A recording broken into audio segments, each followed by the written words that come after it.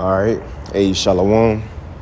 First and foremost, I want to give all praises, honor, and glory unto Yahweh, Bahashem, Yahweh Shai, Bahashem, Rachak, Wadash, and double honors unto the apostles and elders of Great Millstone, and as well as the men that taught them, and peace and blessings to all you Akim out there who pushing his word with all truth and sincerity, and as well as to all you believers out there who believing on the gospel. And it's the brother Korah Abad from the GMS Houston camp. And I want to go into another lesson that Lord willing it do be edifying. And what I want to speak about on this lesson is, concerning us as the nation of Israel, and the lower state and the condition that our people are in. When I say our people, I'm talking about the so-called blacks, Hispanics, and Native Americans. The downtrodden in the world, right? And when people look at us or consider us, they see a broken people, a misled people, just ruined, drugs and thugs and, just low lives, right? But what I was thinking about earlier is that it's beautiful how the Lord have this story playing out, because what we have found out and what the world will soon realize is that us as the nation of Israel will be the biggest underdog story in human history. You see? Us as the nation of Israel will be the biggest underdog story in human history. Matter of fact, let's go into that word underdog real quick. Salakia.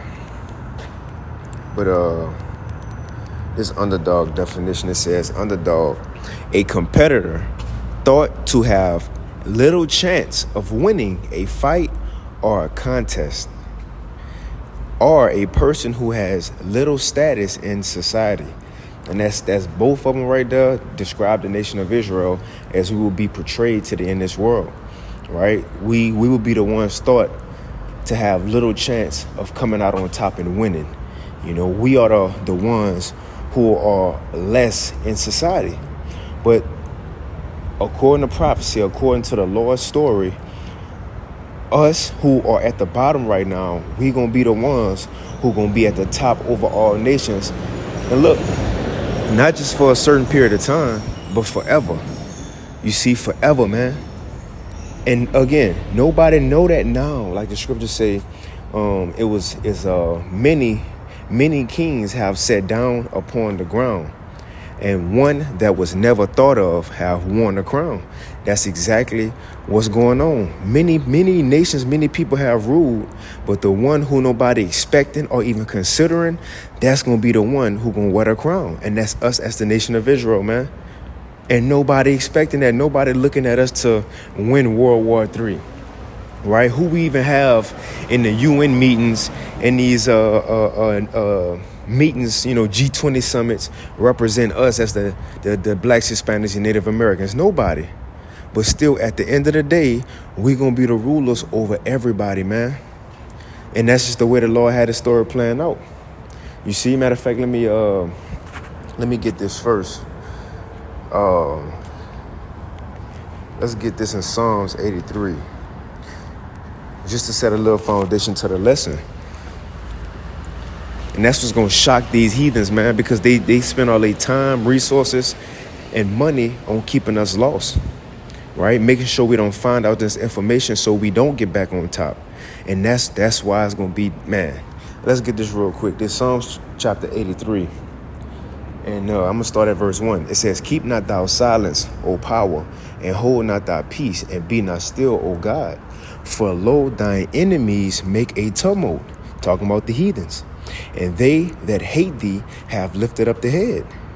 They have taken crafty counsel against thy people, and consulted against thy hidden ones." So it's talking about the nations conspiring together to keep us as the nation of Israel in a dead state, sleep, right? Not knowing who we were. And you're going to see this was their plan all along, because as long as we didn't know who we were, they could win. As it said in the book of Judah, they know they could win. But as soon as we come back to our power, they know they can't do nothing with us. And that's why we see the society set up around the Israelites to keep them in a low condition, man. You see? It says, they have taken crafty counsel against our people and consulted against our hidden ones. They have said, come and let us cut them off from being a nation, and that the name of Israel may be no more in remembrance. And that's exactly what happened. And you go through the list of nations as a name, in the name all the heathens, mainly Esau. You see? But the point is, these nations have came together, stripped us from our power, stripped away our heritage, right? We didn't have no land, and therefore we have become dry bones and dead bodies in the sight of everybody else. You see? And that's why in the sight of everybody else, we've been going through these curses, and it seemed like no way out. Think about it. Even our people don't have no solution to get out this, this position that we in. And the heathens, they got it set up, and in their mind, these niggas and Hispanics and Native Americans will never get out of this condition, right? They never gonna get out the matrix, so to speak. How they gonna come back to their power?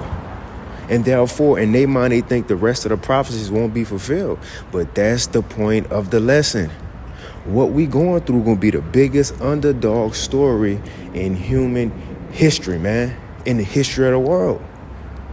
Let's get this real quick.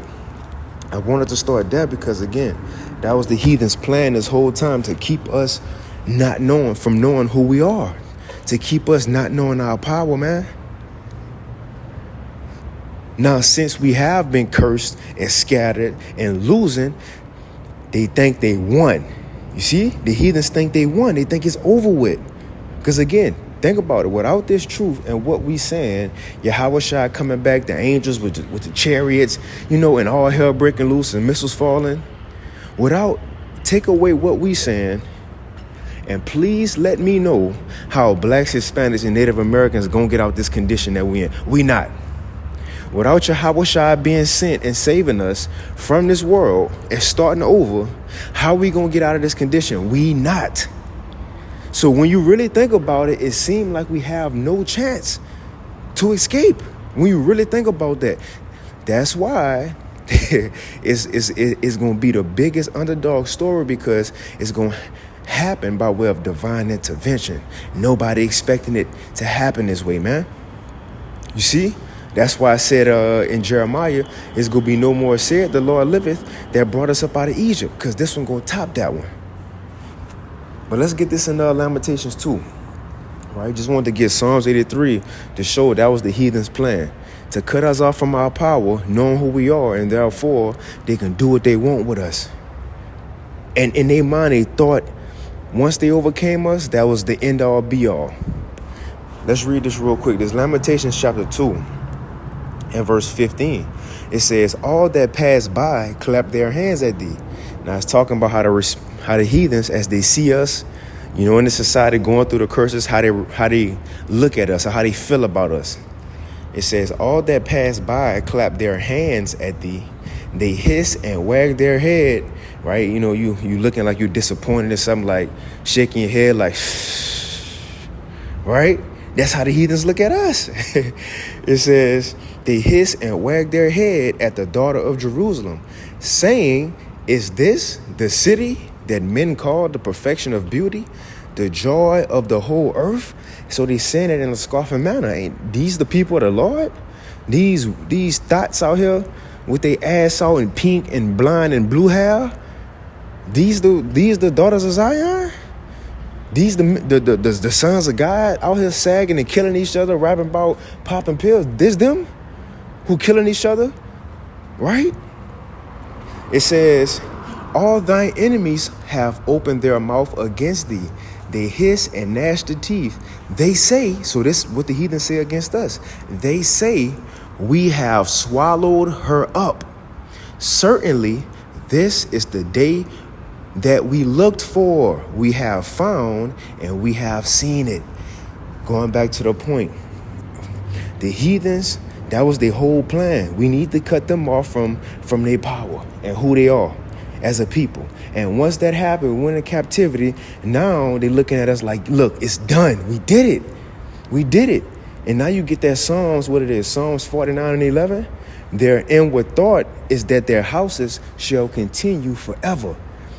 Now that they got the Israelites in a dead state, and not just dead, but we all separated. The niggas don't like niggas, Mexicans don't like niggas, and so on and so forth. But the thing is, it feel like the goal is accomplished in these heathens' mind.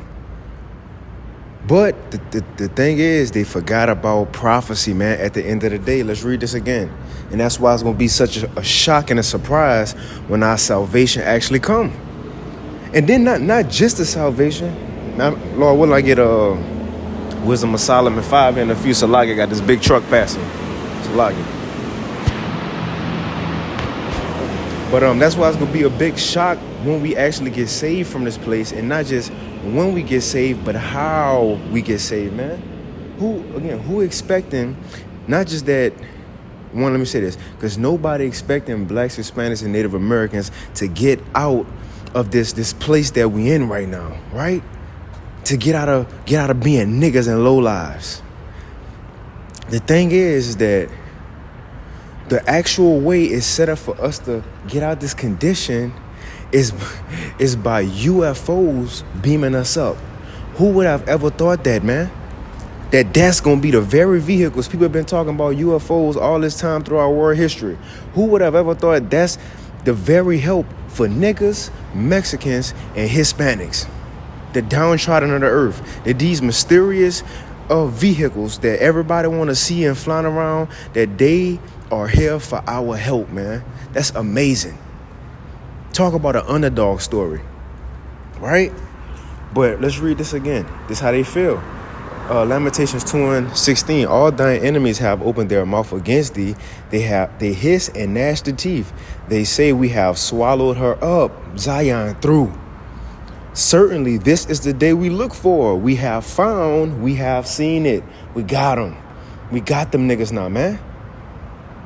But they forgot about prophecy. Let's get this real quick. I got to wind it down. I'm here at the job. Let's get this Wisdom of Solomon 5. And I'm going to start at verse 1. Wisdom of Solomon chapter 5 and 1. It says, then shall the righteous man stand in great boldness before the face of such as have afflicted him and made no account of his labors. And that's what we doing now. In the same place that we are downtrodden, the heathen shaking their heads at us, we standing up and prophesying against them. And that's what they saying. But what you think gonna happen after this? But look, you know what's cool? Right now, they don't take us serious because they see niggas, Mexicans, and Hispanics out there on the highways and hedges prophesying. And you know why they don't take it serious? Because we are the downtrodden. We just read Lamentations. They said, look, we got them. These heathens really don't take us serious. They don't, take us as the authorities of the Bible. And I'm talking about like our whole nation. They just look at us as entertainment. So as we out on the highways and hedges pushing the word, guess what? They look at us as we just everyday regular niggas and Mexicans, man. So they're not taking the word serious, but they eventually will. Let's read it. It says, and when they see it, they shall be troubled with terrible fear and shall be amazed at the strangeness of his salvation. So now it's going into when they go witness our salvation. It's going to be strange. It says, so far beyond all that they look for. So the way our salvation coming, it said it's going to be so far beyond all that they look for. In other words, what they expect is going to top that. It's something that they ain't. Matter what's going to happen is something that they not going to expect. This world not expecting UFOs to come here and beam up niggas, Mexicans, and Hispanics. Native Americans, niggas, Hispanics, and Native Americans. They not expecting UFOs to come here and do that. You see? But that's what's in the plans of the Lord, man. And think about just the church itself. This has been a big mystery since the world began. People want to see what's in there, who they for, or do they come in peace, right? not knowing the whole time they have been here and set up for the protection of the very people who have been downtrodden and oppressed in the earth, man. That's going to shock these people. Let's read it. It says, when they see it, they shall be troubled with terrible fear and shall be amazed at the strangeness of his salvation so far beyond all that they look for. And they repenting and groaning for anguish of spirit. So now they want to repent. It says, for anguish of spirit shall say within themselves, this was he whom we had sometime in derision, and a proverb of reproach. We fools accounted his life madness and his end to be without honor. How was he numbered among the children of God and his lot among the saints, man? You see? And that's when the controversy of Zion go be over with. And that day, everybody go know who the Israelites are. Matter of fact, let me get this. Because see, the nations thought they had us down. But the time coming, they going to realize they didn't. They didn't. It was just a part of the Lord's story. That's it. Real quick, this is Jeremiah chapter 30. And I'm going to go to verse Jeremiah 30. And I'm going to start at 14. It says, all thy lovers have forgotten thee. This is the Heavenly Father speaking to us as a nation. Right? And he go into how he used these nations to punish us. Right? So keep that in mind. The Lord used these nations to punish us. And in that, the nations just thought they was better than us. Not knowing it was just our punishment. That's it. Nobody said you was better than us. The Lord was just mad. You see? But let's read it though. It says, all thy lovers have forgotten thee, Jeremiah 30:14. They seek thee not. For I, the Heavenly Father, I have wounded thee with the wound of an enemy. He wounded us, but he used the heathens to do it. It says, with the chastisement of a cruel one, for the multitude of thine iniquity, because thy sins were increased. So check this out. It says, why criest thou for thine affliction? So he's telling Israel, don't cry now. It says, why criest thou for thine affliction? Thy sorrow is incurable for the multitude of thine iniquity, because thy sins were increased. I have done these things unto thee. But therefore all they that devour thee shall be devoured. So the table's going to turn. All the people who oppressed us, right, who looked at us like less than nothing, we going to get our payback. It says, all that devour thee shall be devoured, and all thine enemy and all thine adversaries, every one of them shall go into captivity, and they that spoil thee shall be a spoil, and all that prey upon thee will I give for a prey. So in other words, the Lord is saying, yeah, the people who laughed at you, who oppress you, y'all go oppress them. Y'all go laugh at them. The tables go turn. Now check this out. Because remember, we started off at the beginning, how the nations looked at us and laughed at us, shook their head like we was less than nothing. But now, once we get saved, this is how they going to feel about us now. It says, for I will restore health unto thee, and I will heal thee of thy wounds, saith the Lord. Because they called thee, talking about the heathens called us, because they called thee an outcast, saying, this is Zion, whom no man seeketh after.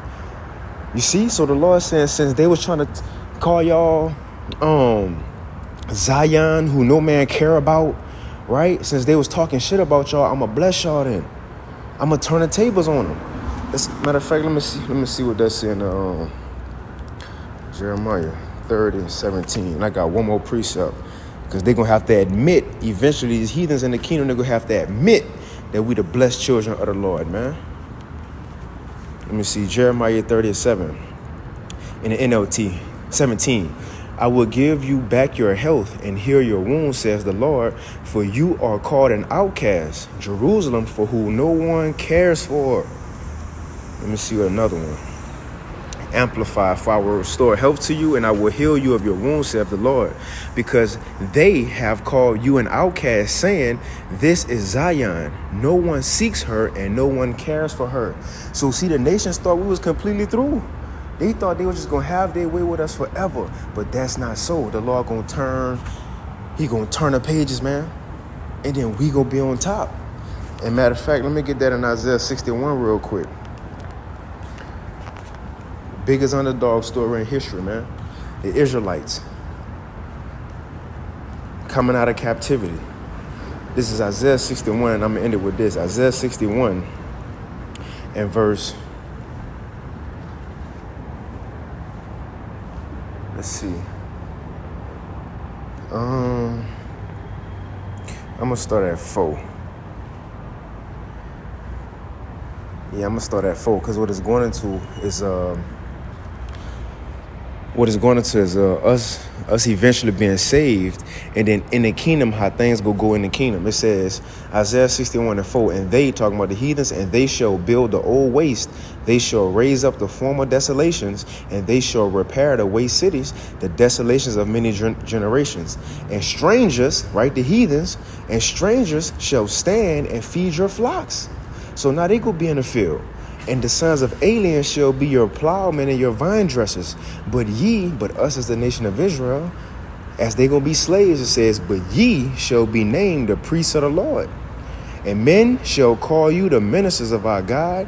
Ye shall eat the riches of the Gentiles, and in their glory shall ye boast yourselves.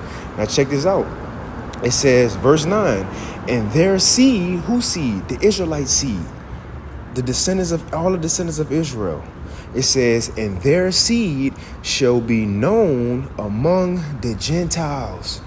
All heathens go know who the seed of Israel when it's all said and done. And that day it ain't gonna be I don't know, he might be an Israelite foreigner. Yeah, though he look like an Edomite, he could rap though. He got rhythm. He could dunk. No, in this day, everybody gonna look like and act like an Israelite in the kingdom, and all nations gonna know who is who. It ain't gonna be no confusion. But I'm reading this because once it's all said and done, you seen at the beginning how the nations looked down on us, talk shit about us, laughed at us. But once our salvation come, it's gonna blow their mind so far beyond what they expected. And now, when it's all said and done, they gonna have to acknowledge that we the chosen people of the Lord, man. Let me read it. Isaiah 61:9. And their seed, the Israelites, and their seed shall be known among the Gentiles, and their offspring among the people. Check this out. And all that see them shall acknowledge them, that they are the seed which Yahweh have blessed. Hold on. So it started with them laughing at us. It started with them laughing at us. It started with them shaking their heads at us, talking shit, talking about this Zion. Nobody care about y'all. But now when it's all said and done, they're going to have to acknowledge and admit when they see us that we the seed, we the people who the Lord bless, man. You see? The biggest underdog story in world history, man. But I'm going to end it right there, Lord. Willing, this lesson was edifying. I want to give all praise to Yahweh. Bashim Yahushua, Bashim Chakwadash. And with that, Shalom.